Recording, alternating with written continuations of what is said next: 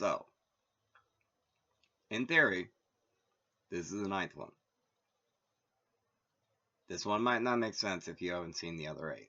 Just putting that out there. So, we have these 8 things. What might happen if we tried to put them together in a very specific way?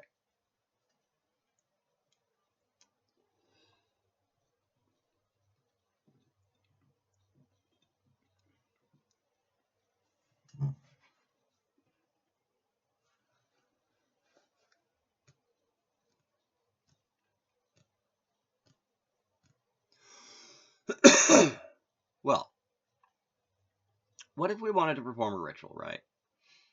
First things first. Have an area.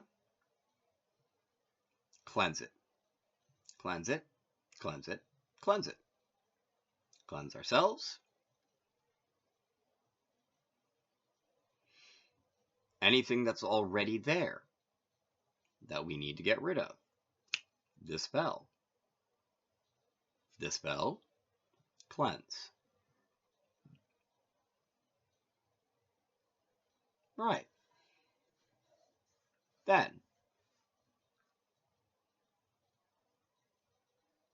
what if we were to then quicken wards to shield and reflect?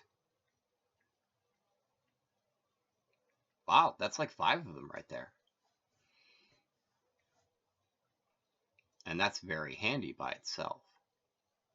Then, we can anchor another single directional ward, like, a warding circle inward. Say we're going to summon something that we're not entirely sure is going to be friendly. Like, it might be friendly, but we want to be able to, establish communication with it before it shows up and maybe is just pissed off that we got summoned at all. So, there's an anchor. And then, we center, and we can perform a ritual now. Oh, and we can assume Varnika or masks specific to the ritual. You know what this means? This is a perfect time to practice Havana or Invocation. Now, Invocation in the game is used to summon Great Form Spirits. Great Form Spirits and like Great Form Elementals. It's specifically used for, summoning. I think actually though, that is perhaps incorrect. Or perhaps not. Now consider, if you know Shadowrun, consider the Great Ghost Dance. That was essentially Invocation to Priyadata. Near as I can tell, at least. Can I be wrong? Easily. I'm speculating about metaphysics behind in-game events that the writers of the game might not even have considered. Or maybe they did, and I just don't know. But still. Because that's the thing about Invocation.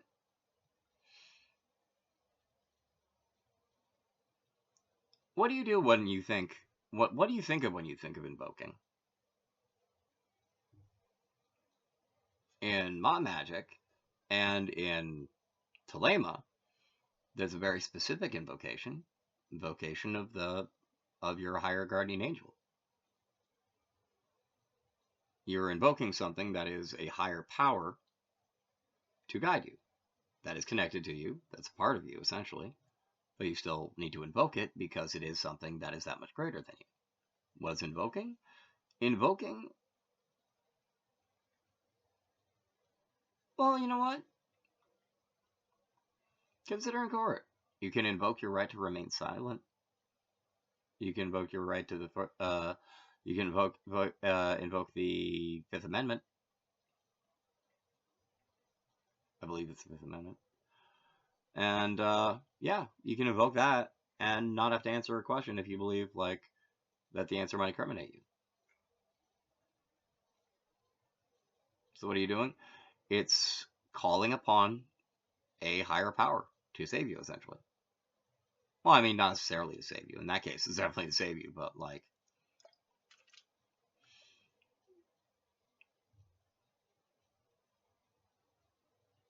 Invocation in D&D, it's its own school of magic.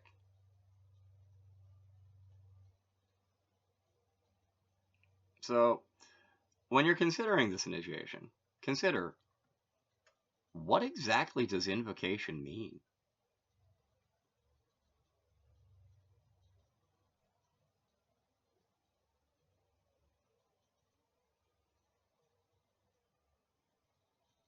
And then,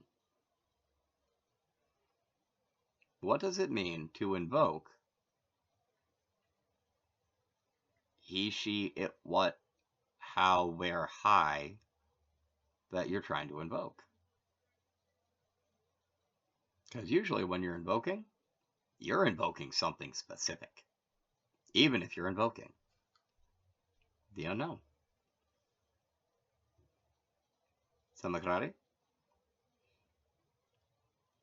Anvava karati.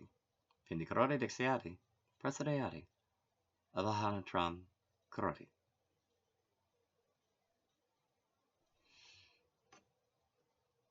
Associate with, insinuate, identify with, initiate, and then reduce to order with, invoke. No surprise there then. Thank you for watching my show. Please feel free to like, share, subscribe, and comment below.